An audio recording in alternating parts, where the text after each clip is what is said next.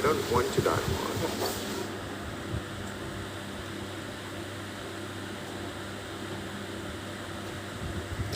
Always go deeper than you can go up. Like the deepest mine is deeper than smaller things. So you can network tunnel 20, 30, 40, 50 levels. As many levels as you want really. And so given that you can overcome the contrasting situation in any city in the world.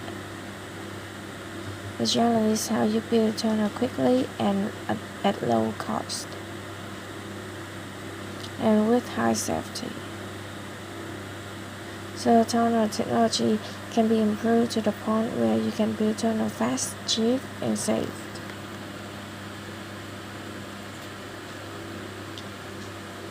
The total new vehicle production capacity is about 100 million,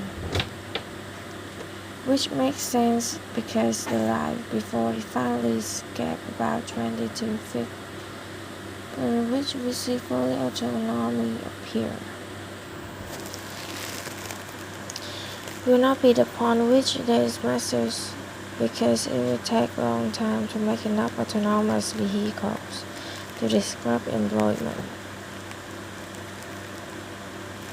So the decryption I'm talking about is take place about 20 years. Still, 20 years is a short period of time to have, I think, something like 12 to 15% of workforce of unemployment. Thank you. This is a large global government summit. We have 139 government years. If you want to advise government officials to be ready for the future, 3 pieces of advice can you give them? Well, I think the first bit of advice is really to pay close attention to the development of artificial intelligence. I think we need to be just very careful in how we adopt artificial intelligence and make sure that researchers don't get carried away, because sometimes what happens that engrossed in don't necessarily realize the ramification of what. So I think it's important for public safety that governments keep a close eye on artificial intelligence and make sure that it does represent a danger. Let's say, secondly, I would say we do need to think about transport in general. And this movement towards electric vehicles.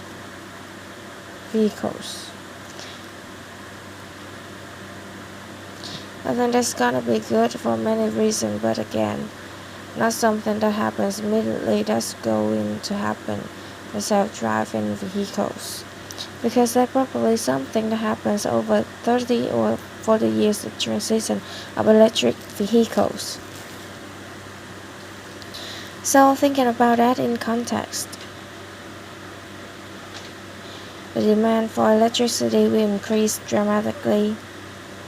So currently, in terms of total energy usage, is about 1.3.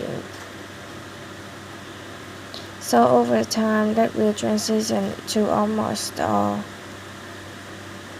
not all, but predominantly electricity, which means that demand for electricity will probably triple.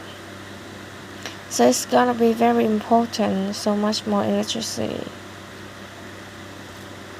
And it seems they have an easy job, that's it. There's no more challenges for them. No, well, I think maybe there are things to play into, but what to do about mass employment? This is going to be a massive social challenge. And I think ultimately we'll have to have some kind of universal basic income.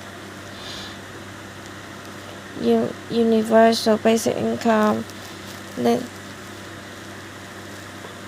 People will pay across the globe because there's no machines, robots. There will be fewer jobs that robot cannot. That's simply, I want to be clear, there's nothing I wish to happen. There's simply things I think probably will happen. And so if my assessment is correct and they probably will happen. And I think some kind of universal basic income is going to be, now the output of goods, the services will be extremely high. So with automation, there will come abundance. There will almost everything will get very cheap.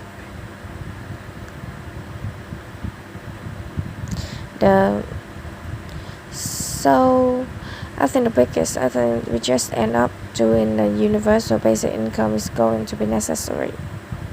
The harder challenge, much harder challenge, is how do people then have meaning. Like a lot of people, they derive their meaning from their employment. So if you're not needed, there's not need for your labor. What's the meaning? Do you have meaning? Do you feel useless? That's a much harder problem to deal with. And then how do you ensure the future is going to be the future we want? There's I mean, to think that there's potential path here, which is really getting into science fiction or sort of advanced science stuff. But having some sort of merge with biological intelligence and machine intelligence, to some degree, we are already a cyborg.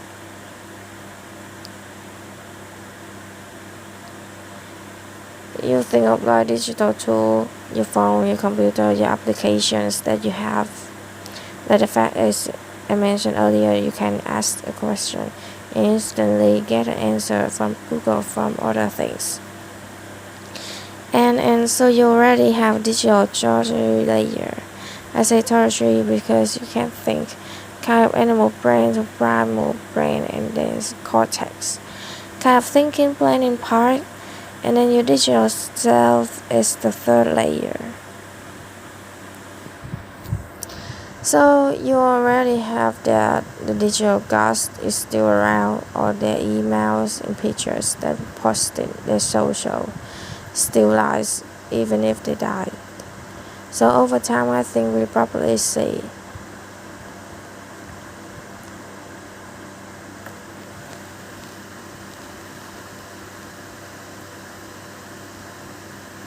a closer merger of biological intelligence and digital intelligence, and mostly of a bad with the speed of connection between your brain and your digital.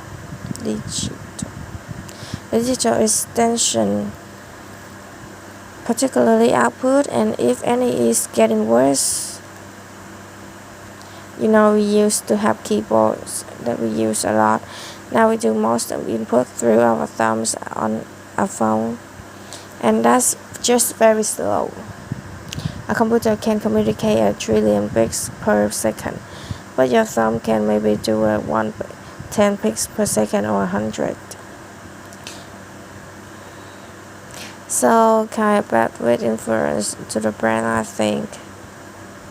Something that helps achieve symbiosis between human and machine intelligence, and maybe solves the control problem and the usefulness problem.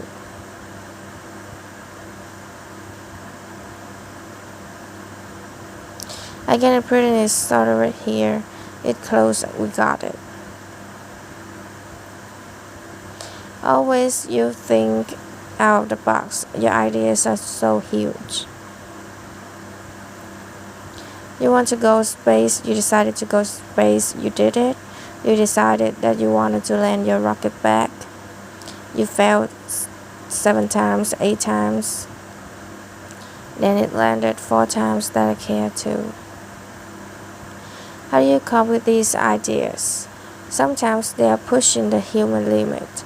You're always pushing the human limit. Why? Well, I think about technology solution is necessary in order to achieve that particular goal, and then try to make as much progress in the direction as can in case space flight is critical.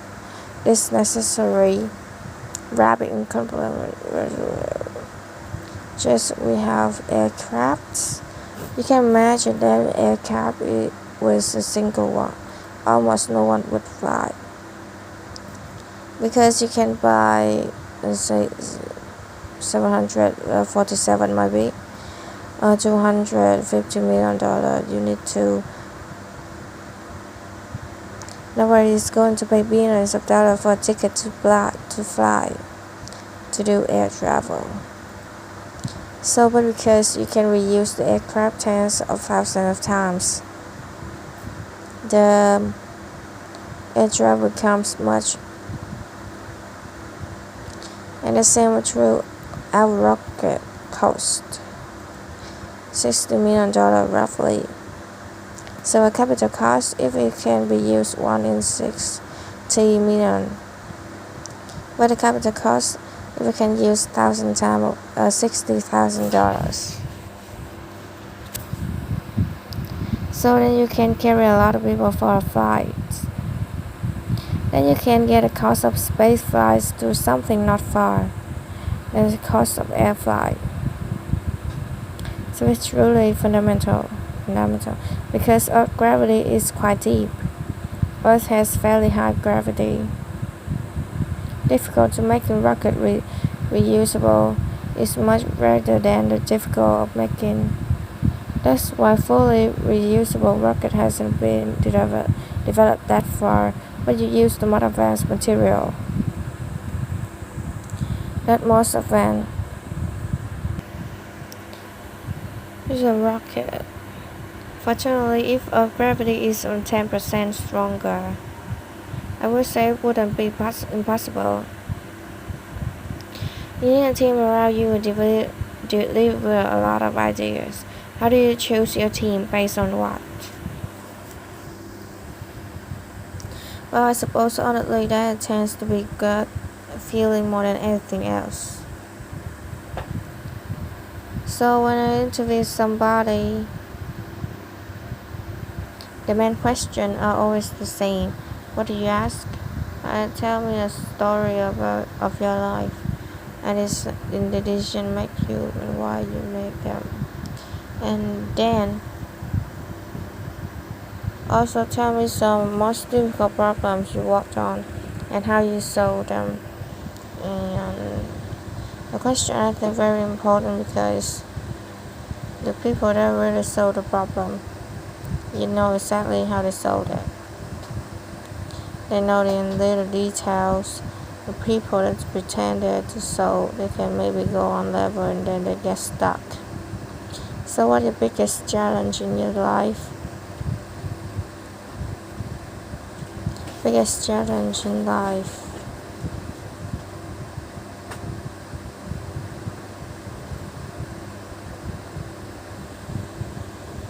No challenge, well, is no, then trying to solve, which is worst.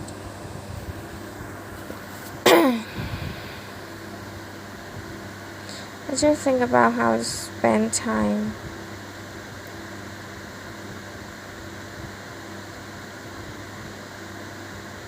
One of the biggest challenges I think that make sure corrective feedback drop, then maintaining a corrective feedback loop over time, even when people won't tell you exactly what you want to learn.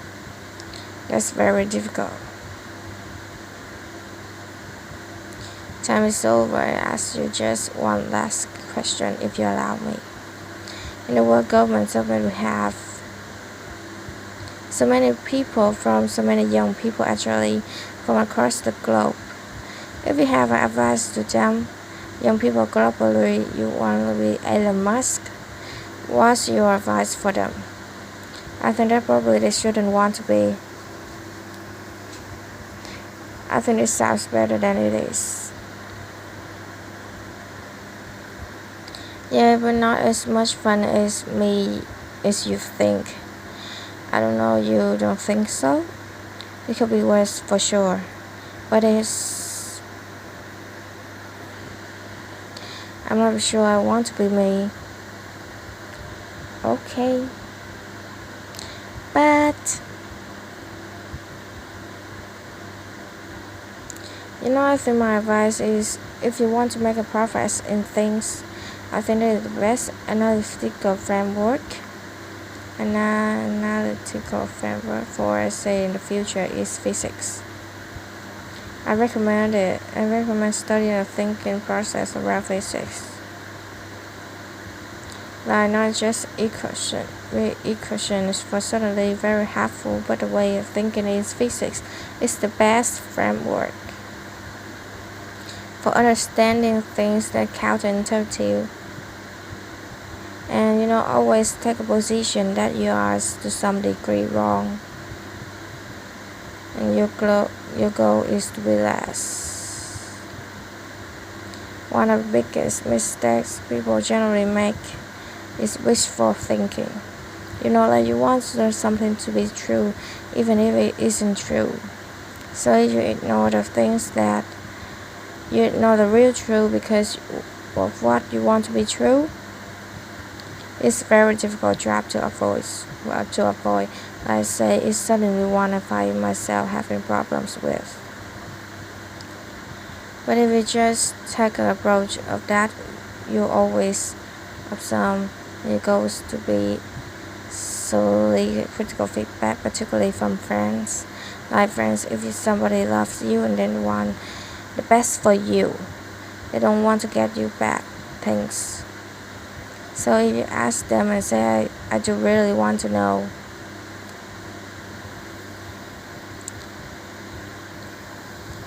thank you very much.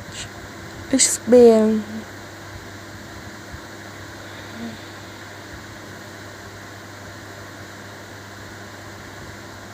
It's great for the world government submit to have a legend